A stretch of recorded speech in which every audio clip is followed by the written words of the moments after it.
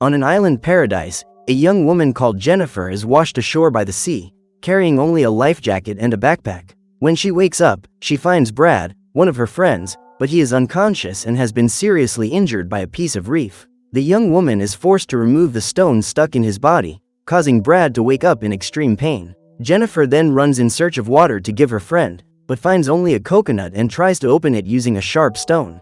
After many attempts, she finally manages to open the coconut, but when she goes to take it, it's too late and Brad can't resist the wound. Alone on that island, the young woman sets off in search of something, or someone, who can help her, but after a few minutes of walking, she ends up back in the same place she left. Now all that remains is to investigate the small island in search of supplies and, to her surprise, she finds a campsite in the middle of the forest. The site is uninhabited, but a bag of medicine, a cooler, a backpack and a box containing a few items, including a box of matches, have been left behind. Unfortunately, Jennifer doesn't find anything very useful and continues exploring the place, until she comes across a narrow tunnel near the beach. It seems to have been made by an animal, using scraps of wood and leaves, and when the young woman goes to investigate inside, she is startled by a bird that flies away from the island. The hours pass and dusk approaches, so Jennifer covers Brad's body and uses palm leaves to protect herself from the rain. The next morning, she wakes up to find that several fish have been washed up on the island by the tide, providing food for a few days. However, one of these fish is a shark pup, which seems to have been attacked by the claws of another animal. Even so, Jennifer feeds on them as best she can and then goes to check what she's brought in her backpack. As well as a pair of glasses, a cap and a diary that had been completely ruined by the water, she found a bookmark with photos of her boyfriend, Lucas. After that, she sets off to explore the island further and, amidst the rocks, she finds a tomb with two branches tied together in the shape of a cross. She suspects that the person who is buried is the same person who left the camp, and this also motivates her to give Brad a dignified end. So Jennifer starts digging a hole near the coast and buries her friend properly. All this work lasts until nightfall and, before resting, the young woman makes a fire and feeds on the fish, ready to survive another day. However, when dawn breaks, Jennifer returns from another search of the island and is startled to see that Brad's grave has been turned over. Not only that, but the place is covered in blood, as if the body had been devoured right there by a wild creature. Fearing for her life, the young woman quickly grabs a tree branch and, with its sharp stone, creates a makeshift spear to defend herself. Minutes later, she waits for the creature that took Brad's body, but the night passes without any sign of it around the island. The next morning, Jennifer wakes up and, in the distance, sees something floating in the water. She swims as fast as she can to see what it is and finds a suitcase, possibly belonging to a crew member who was on the same boat as her. Jennifer takes the opportunity to see if there is anything else in the water and submerges herself in search of other supplies.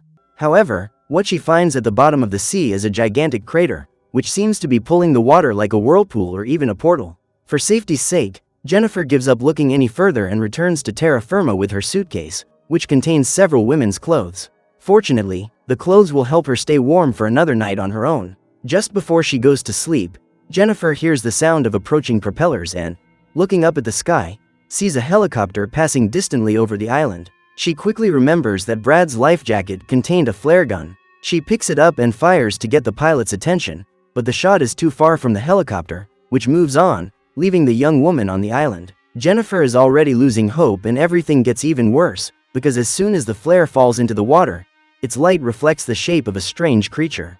The sight frightens her even more and she runs towards the forest, trying to hide in the darkness.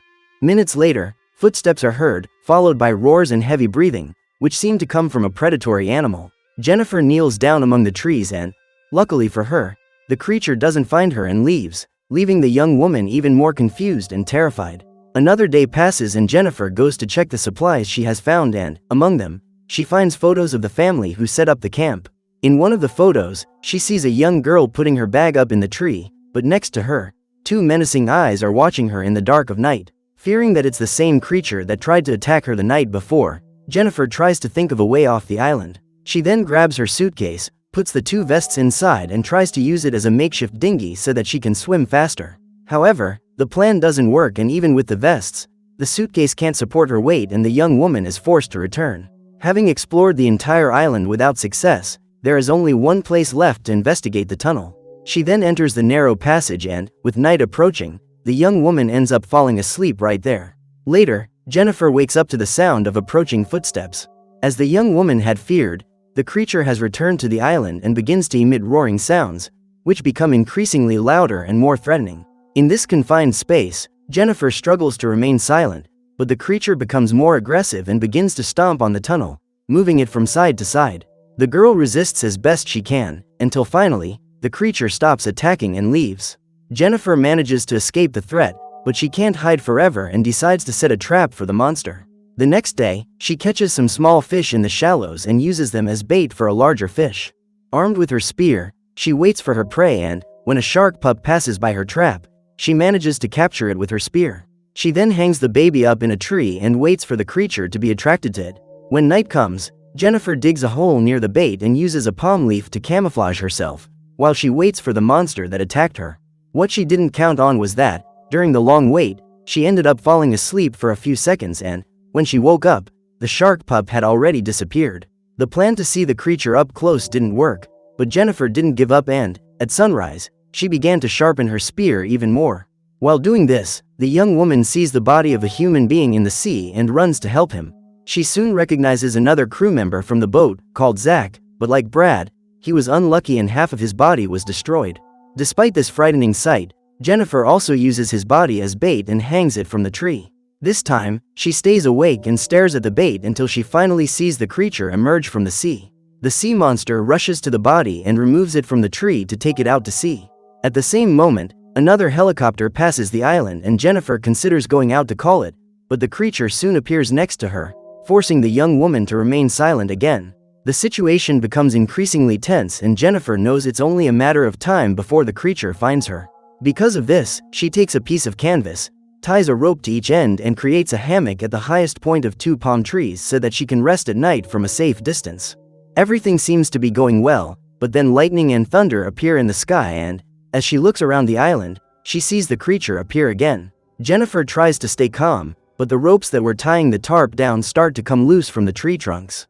The monster then realizes the young woman's presence and, with its claws, pulls the net down until it hits the ground. Without hesitating, Jennifer runs towards the beach, but the monster begins to chase her. Despite the young woman's speed, the creature runs towards the water and from there, makes a long leap and almost catches up with her. The monster doesn't give up and begins to do this maneuver again and again, until it manages to stop right in front of Jennifer. With no other choice, she goes in for a direct confrontation and attacks the creature with her spear. Despite managing to wound it, the monster strikes back, throwing her away and, before she can get up, it punches her so hard that it pushes her into the water. Jennifer is injured by this attack and only awaits her tragic fate, but for some reason, the sea creature gives up attacking her and returns to the sea. Hours after this confrontation, the young woman takes advantage of the creature's absence during the day to treat her wounds. Shortly afterwards, she sees a lifeboat in the distance and quickly swims towards it, hoping to find survivors. To her delight, she meets none other than Lucas, her boyfriend who was also on the sinking ship. In addition to him, a friend of the couple called Mia is also on the boat and the three of them soon head to the island to get something to eat and drink. During the conversation, Jennifer reveals about the sea monster that inhabits the island and warns them that they need to leave as soon as possible. She also reveals that Brad and Zach have been eliminated and the young man is shocked by the news. Even so, Lucas suggests staying on the island until he can wait for help and Mia agrees, as she doesn't want to take another risk on the high seas. Jennifer continues to insist that they should leave before nightfall and, even though he doesn't want to, Lucas ends up agreeing. The young woman then asks her boyfriend to lend her his pocket knife and she goes to get more food for the trip. However, when she pulls out the blade, she finds blood marks, which makes her suspicious. Nevertheless, she continues to catch more fish for the trip and returns to the beach, but Lucas and Mia say they have changed their minds about fleeing the island. Jennifer tries to argue, but they both believe that the monster was just an illusion of hers, having spent so much time alone in this place. The young woman continues to insist, until Lucas raises his voice and says that they won't leave the island until someone shows up to help them. Faced with their refusal, Jennifer decides to accept their decision and goes for a swim in the sea. However, when she realizes that her boyfriend seems to be closer to Mia than to her, she decides to run away on her own. Jennifer then puts all the supplies into the dinghy and pushes it out to sea. However, Mia realizes what she's doing and warns Lucas, who rushes to stop his girlfriend. He starts to pull her out of the boat with Mia's help, but Jennifer tries to defend herself and kicks her in the face. Lucas then continues to pull Jennifer, who continues to struggle, but Mia takes the opportunity to strike back and hits her full in the face, using the lifeboat's paddle. The impact causes Jennifer to lose consciousness and, hours later, she wakes up back on the island, her arms tied to the palm trees. Next to her is Mia, who apologizes for the blow, but says it was necessary because of Jennifer's lack of control. She doesn't care and demands that Mia untie her, because soon the sea monster will appear. However, Mia says that, in the past, Jennifer has made up many excuses to get out of trouble and believes that the whole monster thing is just a hallucination. Even so, Jennifer tries to convince her otherwise and, without Mia realizing it, she starts pressing the rope on her torso to try and get loose. Shortly afterwards, Lucas appears and, just like Mia, he says that he hasn't seen any monsters on the island and asks Jennifer to try and calm down. She continues to insist that the two of them let her go, but Lucas refuses and, in the midst of his irritation at his girlfriend's attitude, he begins to blame her for what happened. Lucas then reveals the accident that led to all this tragedy and caused them to be trapped on this island. He, Mia, Zach and Brad were on a boat trip, enjoying themselves on the high seas. However, unlike the others, Jennifer wasn't having any fun at all and told Lucas, who was annoyed by his girlfriend's attitude. By coincidence or not, on the same day that the young woman complained about the trip, a terrible accident caused the boat to sink. With the force of the tide, everyone ended up separated, with only Lucas, Mia and Jennifer surviving, while Zach and Brad were not so lucky. Finally, Lucas attributes the girls' negativity and nonconformity as the main cause of the tragedy. In response, Jennifer says that this isn't the time to talk about it, because it's already night and it's only a matter of time before the monster reappears. Unfortunately for her, Lucas continues with his speech and begins to humiliate her, saying that no matter how much she manages to escape, she will have nowhere else to go. According to the guy, she has no one but him to help her, which only makes him more upset that the young woman is trying to escape, leaving him stranded on the island. Jennifer hits back, saying that if they stay on the island, they won't have a chance of surviving the monster hungry for human flesh. The conversation continues and, in the meantime, Mia goes to the beach and starts walking through the water. Just then, she feels something hit her foot and, on checking what it is, she finds a piece of meat from an unknown sea creature. To her misfortune, the monster appears next to her, attacks her with its fangs and lifts her into the air. In the distance, the couple hear Mia's screams and Lucas rushes over, grabbing a torch from the campfire to attack the creature. The blow causes the monster to let go of Mia, but it doesn't take any damage and still attacks Lucas, who is thrown away with force. He manages to recover from the blow and sees Mia injured and crawling back to land. Lucas tries to help her, but she is soon pulled to the bottom of the sea and becomes another victim of the monster. At the same time, Jennifer forces the restraints against the tree trunk, until she manages to free herself by cutting the ropes. She then runs towards Lucas and pulls him into the island, with the two of them hiding among the trees until the monster leaves.